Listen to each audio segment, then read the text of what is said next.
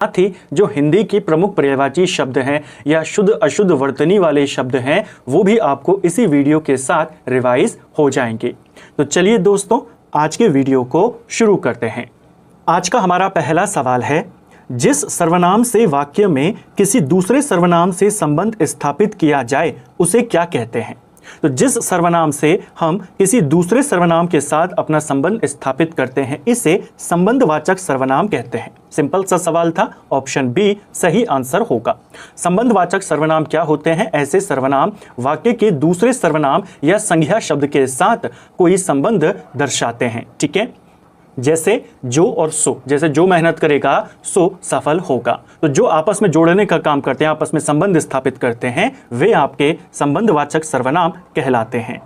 यण संधि का उदाहरण है, इनमें से कौन सा है जो यण संधि का उदाहरण है? यण संधि में क्या होता है? यण संधि में जो हमारा ई होते हैं, चाहे वो छोटी ई हो चाहे बड़ी ई हो, और जो हमारा ऊ होता है चाहे वो छोटा ऊ हो या बड़ा ऊ हो, इन दोनों के बाद जब कोई स्वर आता है तो जो ई है ये बदल जाता है य में और जो ऊ है वो बदल जाता है व में। ठीक है, अब इनमें से कौन सा है जिसमें य या व का आपको साउंड यहां पर आ रहा है?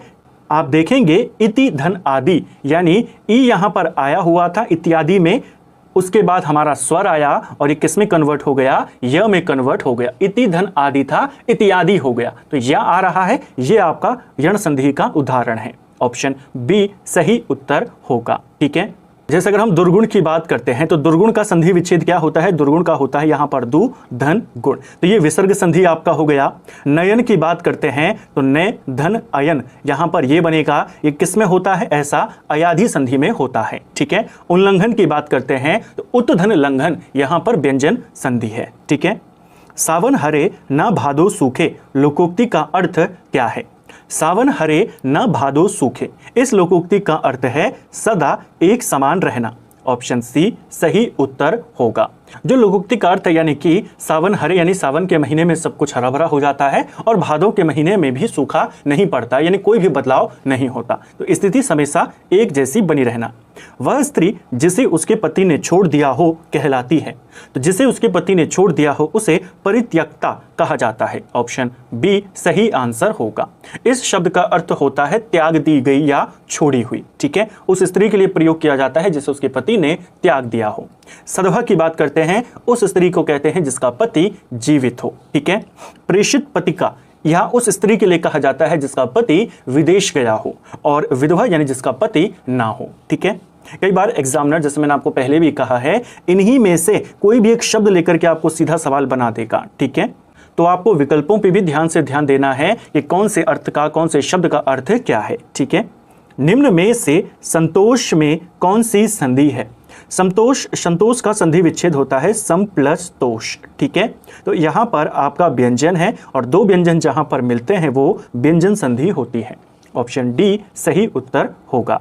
जो अविकारी शब्द क्रिया की विशेषता बताते हैं उन्हें क्या कहते हैं?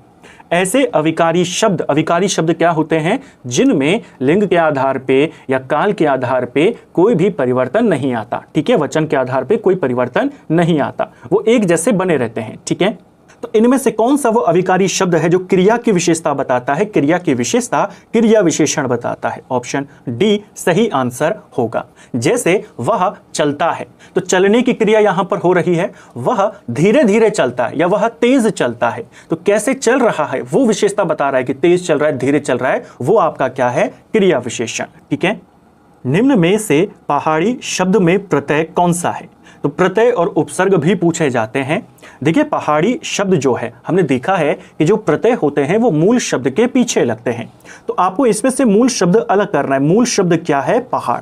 पहाड़ में ही आपका प्रत्यय ई लगा है, तब जाकर ये पहाड़ी बना है, तो इसमें कौन सा प्रत्यय होगा? Option B. ठीक है, जो आई प्रत्यय है ये किस में लगता है, किन शब्दों में लगता है? जैसे पढ़ाई, जैसे सिलाई। ठीक है, जो ये छोटी ई वाला प्रत्यय है आपका हरि में लगा होता है, दशरथी में लगा होता है। ठीक है, इनकी बात करें तो यह मशीन, कालीन, इनमें लगा होता है। ठीक है, अगला निम्न में से अप उपसर्ग का प्रयोग किस शब्द में नहीं हुआ है? जो उपसर्ग होते हैं ये आपके किसी भी मूल शब्द में आगे लगते हैं, तो आपको मूल शब्द जो पिछला हिस्सा है उसे अलग करना है। अगर आपको वो मिल गया तो आपका आंसर सही होगा।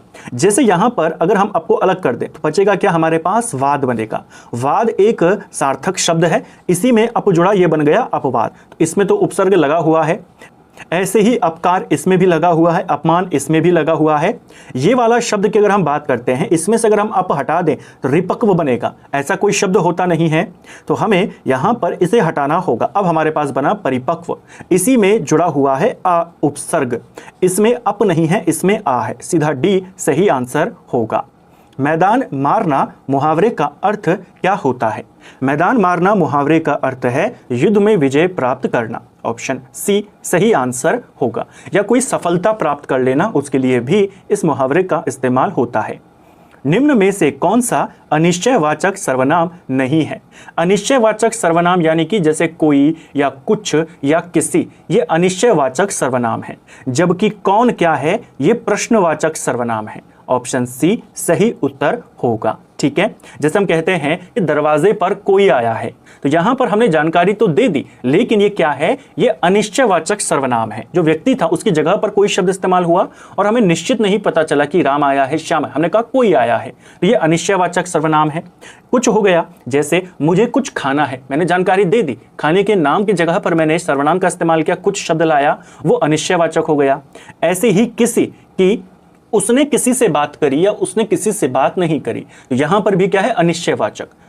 कौन किस में इस्तेमाल होता है? यह प्रश्न पूछने पर होता है, घर पर कौन आया है। ठीक है, तो ये क्या है? प्रश्नवाचक।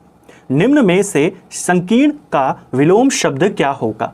इन शब्दों को भी ध्यान से देखना, कई बार वो इन शब्दों से ही आपसे वर्तनी वाले सवाल या दूसरे टाइप के सवाल बना लेता है।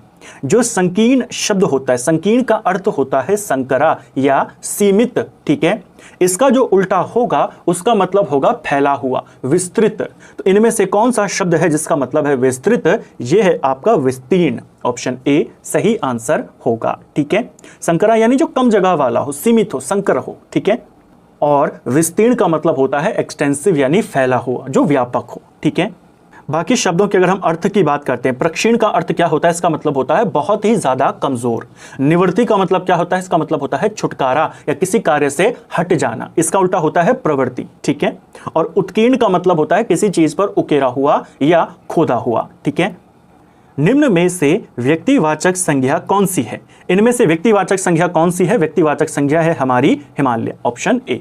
व्यक्तिवाचक यानी जो एक ही है, तो वह है हमारा हिमालय। पहाड़, सभी पहाड़ों के लिए पहाड़ कहते हैं, नदी सबके लिए नदी कहते हैं, घर सब घर कहते हैं। ठीक है, निम्न में से तद्भव शब्द कौन सा है? तो इनमें से तद्भव शब्द कौन सा है?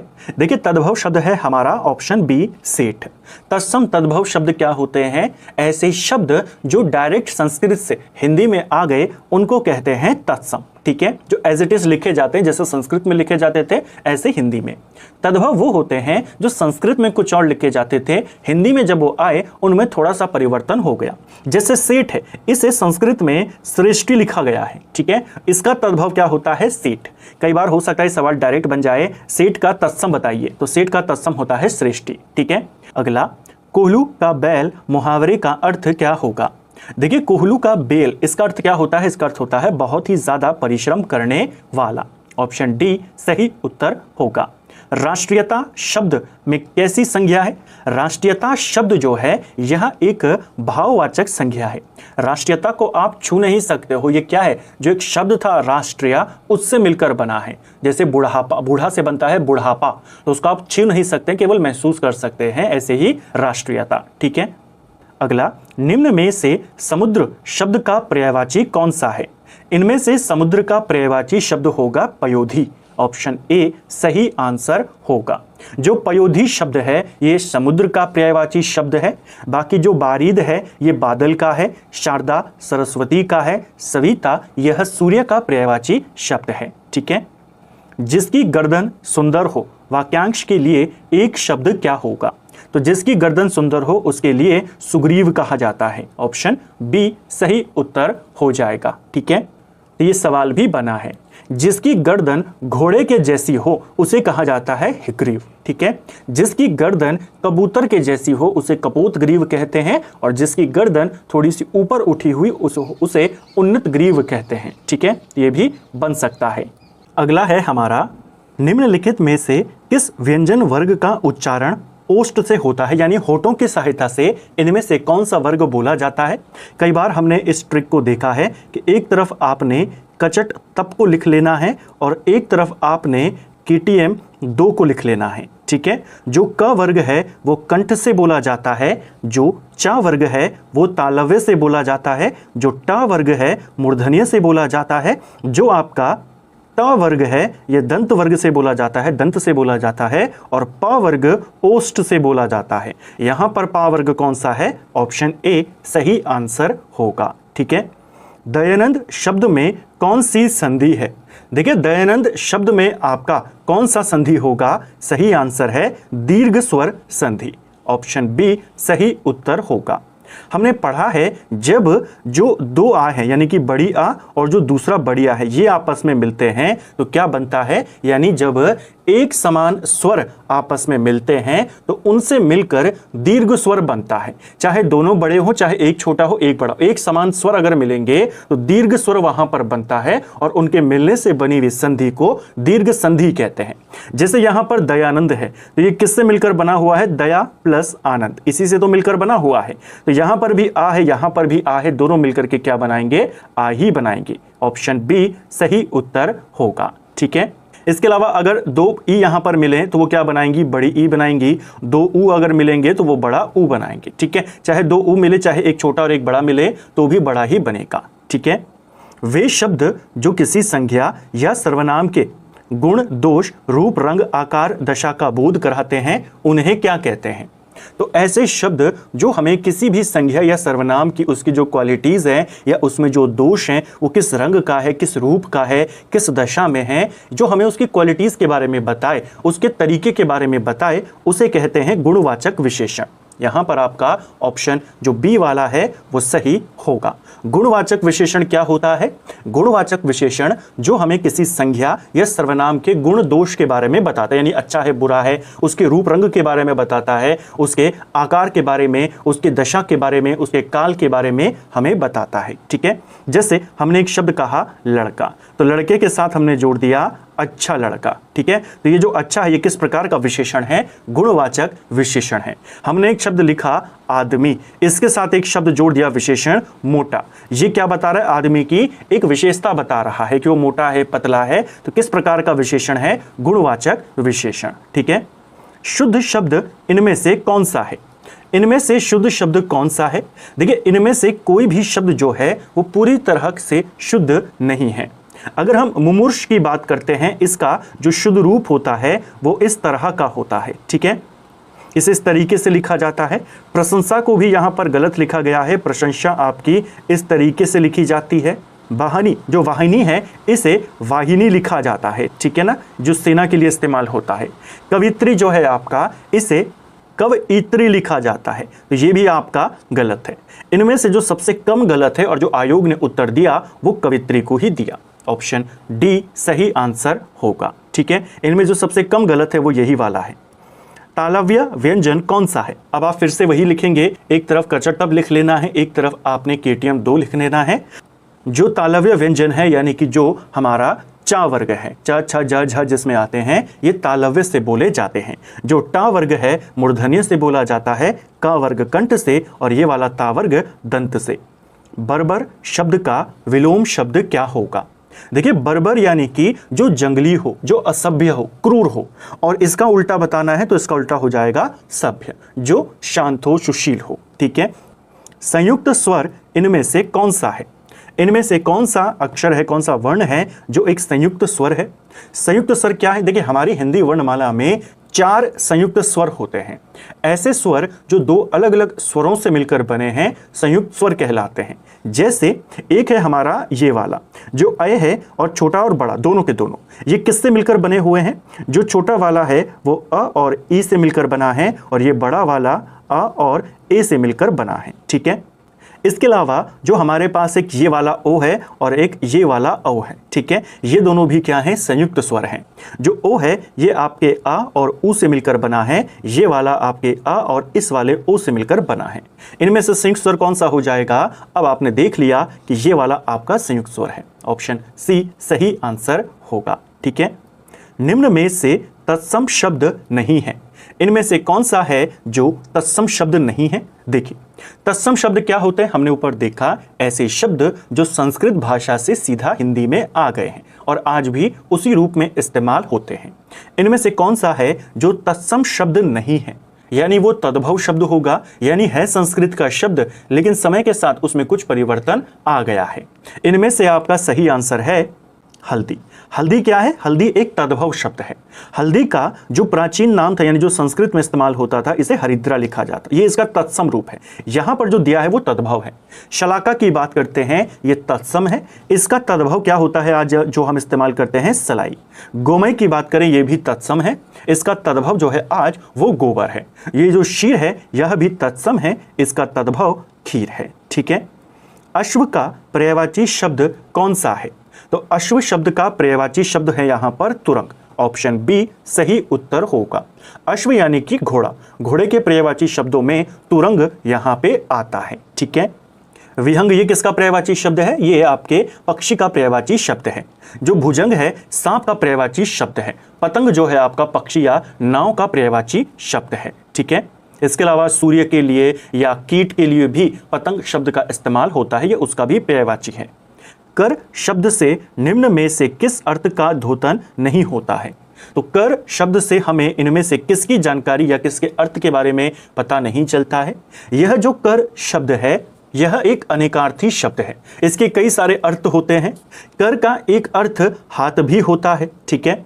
इसके अलावा कर का एक अर्थ टैक्स भी होता है, कर का एक अर्थ सूंड भी होता है, लेकिन गधे का यहाँ पर कर से कोई भी संबंध नहीं है, ठीक है। गधे का अर्थ कर शब्द से नहीं होता है, ठीक है। अगला, निम्न में अयाधि स्वर संधि का उदाहरण कौन सा है? अयाधि स्वर संधि आपने बतानी है। अयाधि में क्या होता है?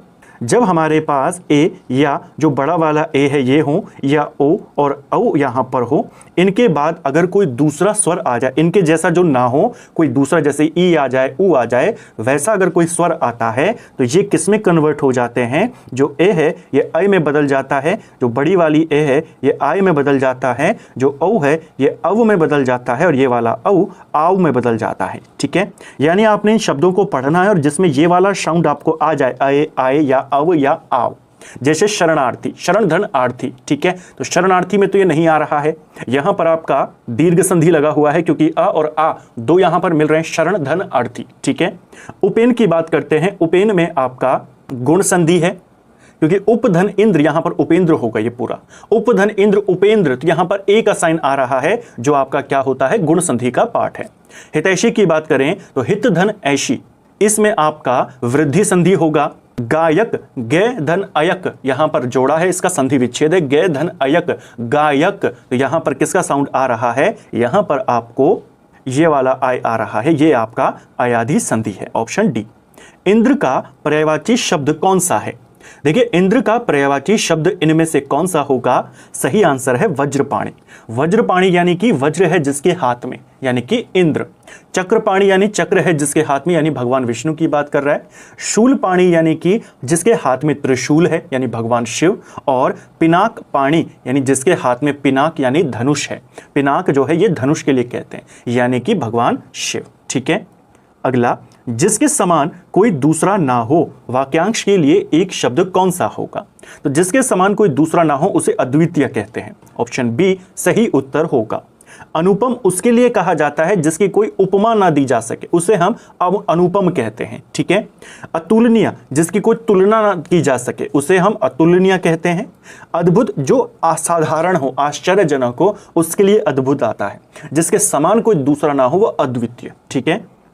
निम्न में से कौन सा शब्द बादल का पर्यायवाची नहीं है? बादल के पर्यायवाची शब्दों में वारिधि नहीं आता। अब देखिए यही वाला क्वेश्चन यानी कि यही वाला शब्द हमने ऊपर भी कवर किया, विकल्पों में हमने देखा था वारिधि जो होता है ये समुद्र का पर्यायवाची शब्द है। अब किसी दूसरे एग्जाम में वही शब्द आपका उत्तर बनके यहां पर आ गया, वहां पर ये विकल्पों में से एक था। तो वारिधि का अर्थ होता है समुद्र। ये अगर आपको पता है तो आप आसानी से कर जाएंगे कि ये बादल का पर्यायवाची नहीं है। जलद हो गया, नीरद हो गया, मेघ हो गया, ये सब आपके बादल के पर्यायवाची हैं। इसके अलावा घन हो गया, जलधर हो गया, पयोधर हो गया, ये सब किसके हैं? बादल के। वारिधि समुद्र का होता है, ठीक है। जहां पर कठिनाई से पहुंचा जा सके, वाक्यांश के लिए एक शब्द क्या होगा? जहां पर कठिनाई से पहुंचा जा सके उसके लिए कहा जाता है दुर्गम। ऑप्शन बी सही आंसर होगा। दुर यानी कि कठिनाई या जहां पर जाना मुश्किल है, और जाना, गम यानी कि जाना। तो जहां पर जाना मुश्किल है, जहां पर पहुंचना कठिन है, उसे कहते हैं दुर्गम। जहां पर नहीं जाया जा सकता उसके लिए कहा जाता है अगम्य। दुर्लभ्य उस शब्द के लिए कहते हैं, यानी उसका वाक्यांश का एक शब्द है जिसका पूरा वाक्यांश है जिसका उल्लंघन करना या उसे पार करना कठिन हो, उसे कहते हैं दुर्लभ्य। ये यानी जैसे लांघना मुश्किल हो। और दुर्लभ जो कठिनाई से हमें मिलती हो, जो आसानी से ना मिले, वो दुर्लभ। तो जहां पर मुश्किल से जा सके, अगर पूछा होता जहां पर नहीं जाया जा सकता तब हो जाता अगम्य, जहां पर मुश्किल से जाया जा सके वहां पर दुर्गम, ठीक है। किंग कर्तव्य विमूढ़ शब्द का प्रयोग निम्न में से किस वाक्यांश के लिए उपयुक्त है?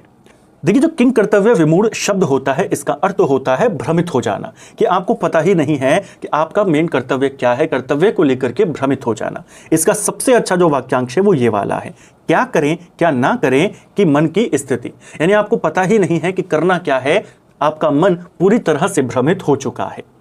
तो कर्तव्य को लेकर के भ्रमित हो जाना किंग कर्तव्य विमूढ़ कहलाता है, ठीक है। अवसर का लाभ उठाना अर्थ को प्रकट करने वाला मुहावरा कौन सा है? अवसर का लाभ उठाना अर्थ को प्रकट करता है, इनमें से कौन सा वाला? सही आंसर होगा बहती गंगा में हाथ धोना। ऑप्शन ए सही उत्तर होगा। यानी जब कोई हालात या कोई परिस्थिति आपके अनुकूल हो तो आपको कोई अगर अच्छा मौका मिले तो आपने उसका पूरा फायदा उठाया, उसी को कहते हैं बहती गंगा में हाथ धोना। अगला, आश्चर्य भाव को सूचित करने के लिए निम्न में से किस चिन्ह का प्रयोग होता है? तो आश्चर्य भाव को दिखाने के लिए हम इस चिन्ह का प्रयोग करते हैं, विस्मयादि बोधक चिन्ह। ऑप्शन डी सही आंसर होगा, ठीक है। उपविराम, ये वाला जो साइन है आपका, इसे उपविराम कहते हैं, इसको भी ध्यान रखना। देखिए कंफ्यूजन नहीं करना है, ये आपका उपविराम है और ये आपका अर्धविराम है और सिर्फ ये आपका अल्प विराम है। कई बार एग्जामिनर इनमें कंफ्यूज करता है। इंग्लिश में इसे कॉलन कहते हैं और इसे सेमी कॉलन कहते हैं। ये उपविराम है, ये अर्धविराम है, ये अल्प विराम है, ठीक है।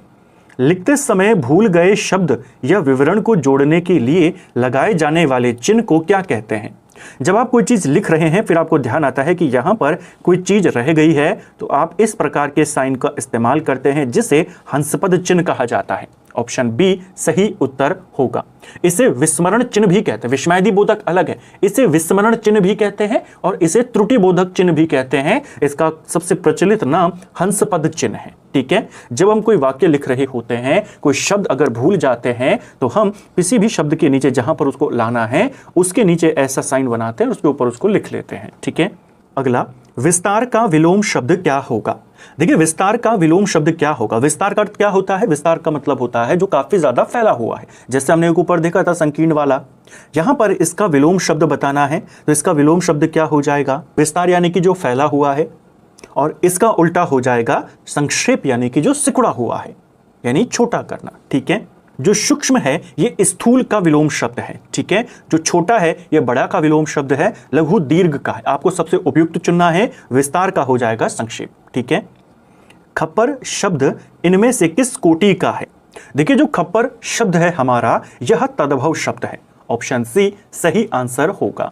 जो एक तत्सम शब्द है हमारा खरपर, इसी से मिलकर बना हुआ है यह तद्भव खप्पर, इसको भी ध्यान रखना है, ठीक है।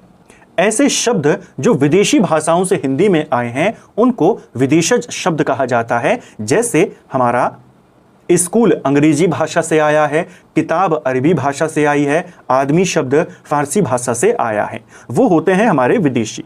ऐसे शब्द जो क्षेत्रीय बोली में या क्षेत्रीय भाषाओं में बोलते हैं या क्षेत्र में ही, देश में ही उत्पन्न हुए हैं, जैसे खिचड़ी हो गया, लोटा हो गया, पगड़ी हो गया, ये आपके देशज शब्द हैं।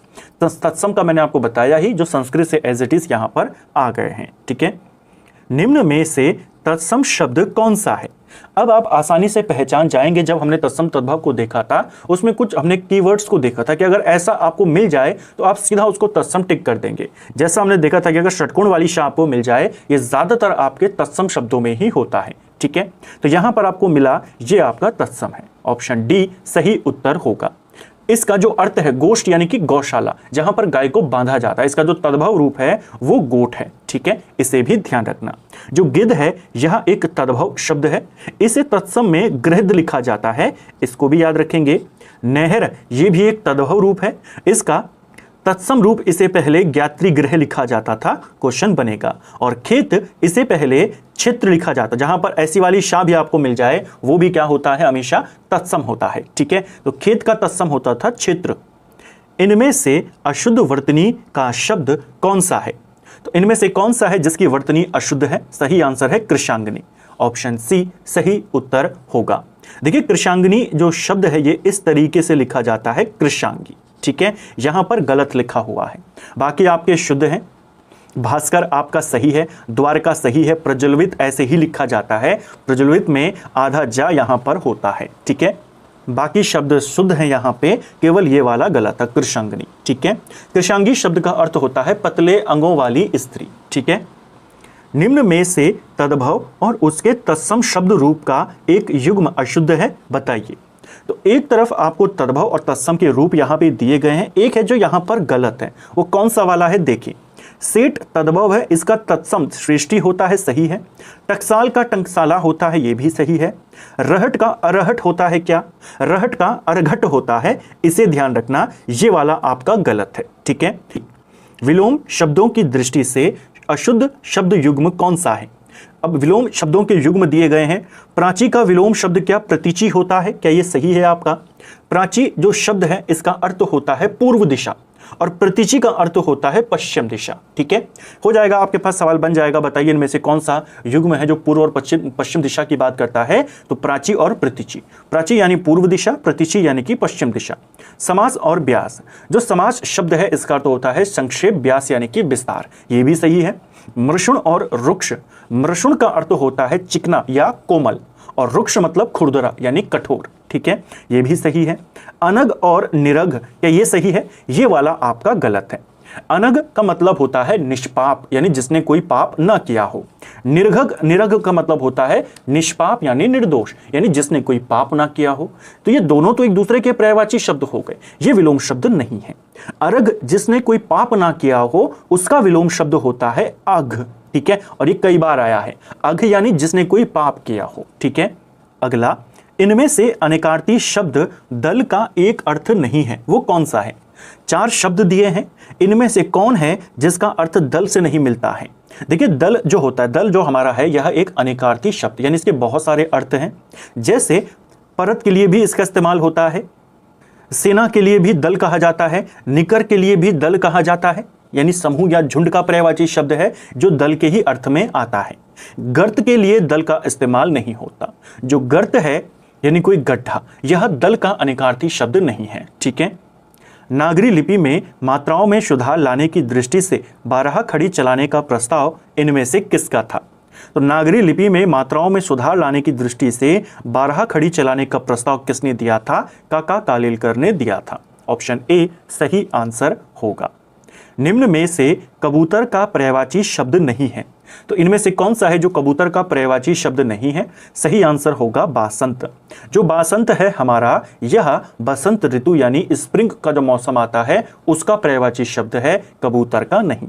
जो हारित है ये कबूतर का पर्यायवाची है। रक्तलोचन यानी लाल आंखें वाला यानी कि कबूतर। ठीक है, परेबा ये भी कबूतर के लिए इस्तेमाल होता है। इसके अलावा कपोत ये भी कबूतर का ही पर्यायवाची शब्द है। इसके अलावा पारावत और कलरव ये सब किसके पर्यायवाची हैं? कबूतर के। इतर इतर से बना आपका इतरेतर में लागू होने वाला संधि कौन सा है? अब देखिए इतर इतर में, इससे जो आपका बना इतरेतर में लागू होने वाला संधि सूत्र पूछा है यहां पर, ठीक है। ये एक अलग सा क्वेश्चन था, एक अलग सा कॉन्सेप्ट आपसे पूछा गया था। देखिए जो इतर इतर से यहां पर बीच में प्लस का साइन बनाना, इससे जो ये इतरेतर बना है इसमें जो संधि सूत्र लगता है इसे कहा जाता है अद्रगुण। ऑप्शन डी सही आंसर होगा। बेसिकली जो हमारी अलग अलग संधियां हैं जैसे गुण संधि, दीर्घ संधि, इन्हीं के उदाहरणों में ये सूत्र आते हैं। जो इतर इतर से इतरेतर बना है यह गुण संधि का उदाहरण है, यानी इसमें कौन सी संधि है, गुण संधि। यहां पर आप देखेंगे इतर यानी कि अ यहां पर लास्ट में है और यहां पे शुरुआत में ई है, इससे क्या बन गया, ए बन गया। ये किस में बनता है, ये गुण संधि में बनता है, ठीक है। गुण संधि यानी कि अग्रुण यहां पर आंसर आपका हो जाएगा, ठीक है। जो इकाई याची है यह यण संधि का सूत्र है। अगर यहां पर यण संधि होती तो ये आपका उत्तर होता। जो अकह स्वर्गीय दीर्घ है ये दीर्घ संधि का सूत्र है, यानी यहां पर अगर दीर्घ संधि होती आपको सिर्फ इतना पता करना था कि इसमें कौन सी संधि लगी है। यहां पर गुण संधि लगी है, गुण संधि का जो सूत्र है वो ये वाला है, ठीक है।